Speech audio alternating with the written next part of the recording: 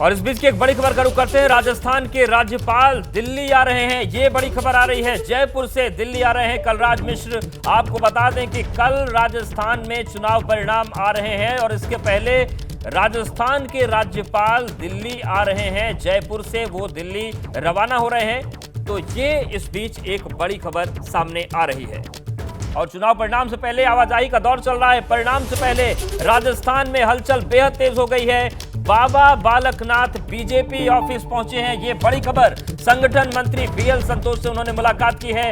अलवर से सांसद हैं और तिजारा से इस बार वो विधानसभा चुनाव लड़ रहे हैं। तिजारा से प्रत्याशी, देखिए तस्वीरें भी आपको हम दिखा रहे हैं। बाबा बालकनाथ जो कि अलवर से सांसद हैं। तो कल चुनाव परिणाम आना है, लेकिन आज वो पहुंचे हैं बीजेपी ऑफिस और संगठन मंत्री बीएल संतोष से उन्होंने मुलाकात की है। और ये मुलाकात इसलिए भी है मानी जा रही क्योंकि सीएम पद के जो उम्मीदवार हैं उनमें एक बड़ा नाम उनका भी माना जा रहा है।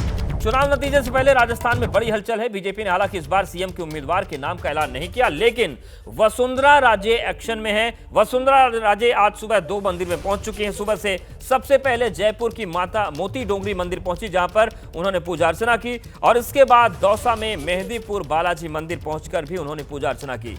बीते 24 घंटे की बात करें तो आज जहां मंदिरों में वो पहुंच रही हैं, कार्यकर्ताओं से मिल रही हैं, वहीं कल इससे पहले उन्होंने राज्यपाल से मुलाकात की थी। आरएसएस के पदाधिकारियों से भी वसुंधरा राजे ने मुलाकात की थी। तो चुनाव परिणाम आने के 24 घंटे पहले वसुंधरा राजे फुल एक्शन में हैं। देखिए 4 तस्वीरें हम आपको दिखा रहे हैं। 2 तस्वीरें जो आपको ऊपर की दिख रही हैं वो आज हम आपको दिखा रहे हैं और इन सब के बीच ये जो पूरी तस्वीर आ रही है सामने वो हम आपको दिखा रहे हैं। नतीजों से पहले एक्शन में वसुंधरा राजे नजर आ रही हैं। हमारे सहयोगी नीरज पांडे जुड़ गए हैं।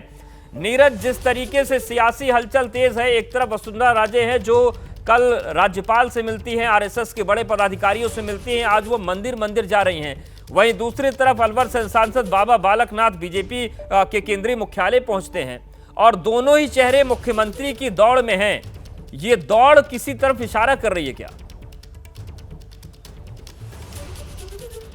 देखिए अवधेश, सबसे पहली बात समझना चाहिए, भारतीय जनता पार्टी की एक प्रक्रिया है कि मुख्यमंत्री कौन होगा, लेकिन निश्चित रूप में चुनाव खत्म हो चुका है। चुनाव के बाद कि ये मिलने मिलाने का जो दौर है ये बहुत सारे एक साथ संकेत देता है, लेकिन मुख्यमंत्री कौन बनेगा ये समीकरण पे डिपेंड करेगा। देखिए अभी तो रिजल्ट आना बाकी है। रिजल्ट आने के बाद जो भारतीय जनता पार्टी की प्रक्रिया है, पार्लियामेंट्री बोर्ड की बैठक होती है। पार्लियामेंट्री बोर्ड की बैठक में ऑब्जर्वर तय किए जाते हैं। जो ऑब्जर्वर स्टेट में जाते हैं, विधायक दल की बैठक करते हैं, विधायकों के साथ बात करते हैं और उसके बाद जो सेंट्रल टीम की तरफ से फरमान होता है वो भी बताते हैं और स्टेट टीम का जो फाइंडिंग होती है वो सेंटर को बताते हैं। उसके बाद कहीं निर्णय होता है कि कौन मुख्यमंत्री होगा। लेकिन इसमें कोई शक नहीं है कि पूर्व मुख्यमंत्री वसुंधरा राजे इस दौड़ में सबसे आगे हैं, क्योंकि सीनियर लीडर हैं, लंबा अनुभव है उनके पास और भारतीय जनता पार्टी की राष्ट्रीय उपाध्यक्ष हैं। बिल्कुल, तो पूरी प्रक्रिया है, लेकिन दौड़ जरूर चल रही है और दौड़ दिलचस्प है। बहुत शुक्रिया आपका नीरज हमारे साथ जुड़ने के लिए। बीजेपी नेता राजेंद्र राठौड़ का दावा है कि राजस्थान में बीजेपी को किसी तरह की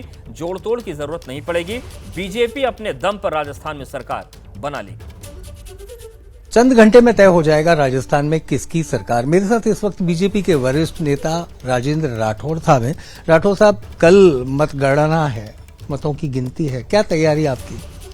निश्चित तौर पर प्रसव पीड़ा प्रारंभ हो चुकी है।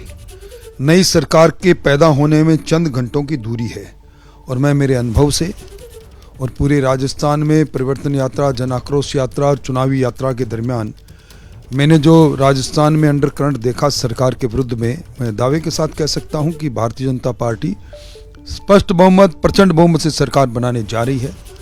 कांग्रेस के मुख्यमंत्री कल इस समय तक निवर्तमान हो चुके होंगे और वो जो 156 का दावा कर रहे हैं, एक कांग हटा दीजिए, 56 भी आ जाए तो बड़ी बात होगी।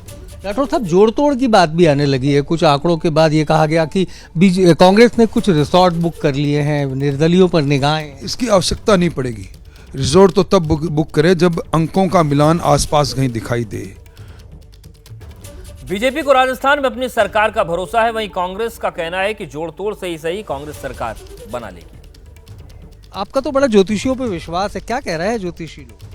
ज्योतिषी लोग, मैं जो सुन रहा था, मैंने बात की कि कांग्रेस और बीजेपी की जो कुंडली है और राहुल गांधी का वक्त भी बहुत अच्छा शुरू हो गया। जो माहौल बना दिया था बीजेपी के लोगों ने, तो लगता था 50-60 सीटें हमारी आएगी। मुझे लगता था यार बड़ा अजीब सा, कई बार प्रेशर में आ जाता आदमी।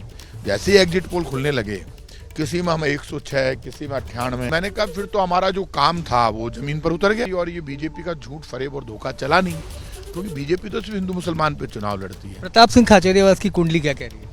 मैं जीत जाऊंगा चुनाव। अभी ये शुरू हो गया जोड़ तोड़, और ऐसा कहा गया आप लोगों ने भी कोई रिसोर्ट बुक कर लिए, तैयारी है क्या पूरी? मुझे वो गहलोत साहब मेरा नेचर जानते हैं, मैं यहाँ रहूँ तो भी मैं कांग्रेस हूँ, वहाँ रहूँ तो भी मैं कांग्रेस हूँ। यदि 4 राज्यों में चुनाव परिणाम आने वाले हैं, काउंटडाउन शुरू हो गया है, तस्वीर साफ हो जाएगी कल। और इन सबके बीच दावों का दौर चल रहा है। छत्तीसगढ़ के पूर्व सीएम रमन सिंह का दावा है कि एक बार फिर से बीजेपी की सरकार छत्तीसगढ़ में बनने जा रही है।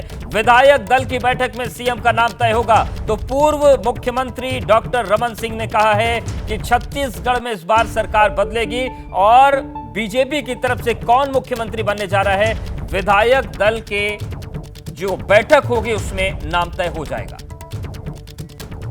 में क्या होने वाला है? कल जो नतीजे आ रहे हैं, एक चीज सब में स्पष्ट है कि कांग्रेस की गिरावट, कांग्रेस कहाँ 69 सीट पर पहुंची हुई कांग्रेस, और उसका यदि एग्जिट पोल का एवरेज देखें तो 3-4 एग्जिट पोल के नतीजे में वो 40 और 42 तक जाते हुए भी दिख रही है।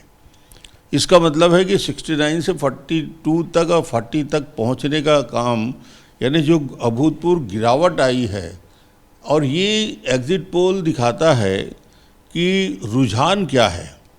और रुझान को यदि देखें तो कांग्रेस के रुझान में लगातार गिरावट आई है, और बीजेपी को देखें तो 15 सीट से बढ़ के 46 और 48 तक जाती हुई दिख रहा है। इसका मतलब रुझान जो है पॉजिटिव डायरेक्शन में है और फेवर में है, और बीजेपी के पक्ष में। हम 52 से 55 तक जाके रुकेंगे, यानी बीजेपी स्पष्ट बहुमत के साथ छत्तीसगढ़ में सरकार बनाने जा रही है। कांग्रेस के दावों और वादों की बात करें तो सीएम भूपेश बघेल का यहां तक कहना है कि कांग्रेस जो है वो 60 के ऊपर जा रही है। इस पिछली बार भले ही 68 सीट आई थी, लेकिन इस बार जो है वो 60 सीट का आंकड़ा जो है वो छू रही है। नहीं, वो बड़ी बड़ी बातें करने वाले भूपेश बघेल 75 से आज 50-40 में आ गए हैं, और जनता ने पूरी तरीके से भूपेश के चेहरे को रिजेक्ट किया है, कांग्रेस को रिजेक्ट किया है। सभी का ये जरूर मानना है कि छत्तीसगढ़ में नेक टू नेक फाइट जो है वो जरूर रहने वाली है। सीटों का अंतर जो है वो बहुत ज्यादा आगे पीछे नहीं होने वाला है। तो ऐसे में क्या लगता है आपको कि रिजॉर्ट पॉलिटिक्स या इस तरीके की जो बातें की कही जाती हैं, क्या वैसी स्थिति जो है वो छत्तीसगढ़ में भी बनने वाली है?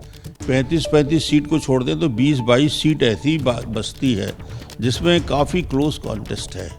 तो ये इसका नतीजा समझ में नहीं आ रहा है, और ये स्पष्ट है कि भारतीय जनता पार्टी के पक्ष में जाएगा। अगर जोड़ तोड़ की जरूरत पड़ी तो फिर रमन सिंह की स्ट्रेटजी या बीजेपी की स्ट्रेटजी क्या रहने वाली है? नहीं, मुझे नहीं लगता कि कहीं तोड़ फोड़ की ज़रूरत पड़ेगी, और स्पष्ट रूप से भारतीय जनता पार्टी आगे आएगी और जीतेगी। शुक्रिया बात करने के लिए। कैमरा पर्सन मनोज त्रिपाठी के साथ अहमद बिलाल, एबीपी न्यूज़, रायपुर।